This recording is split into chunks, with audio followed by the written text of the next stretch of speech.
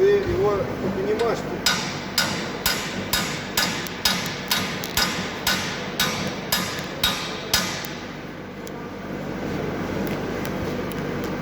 Просто потом завод может какую-то заявку отклонить. А?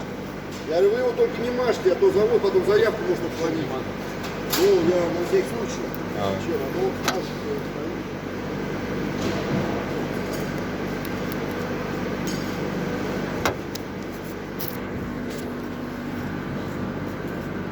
Онлайн-трансляцию ведете? Не,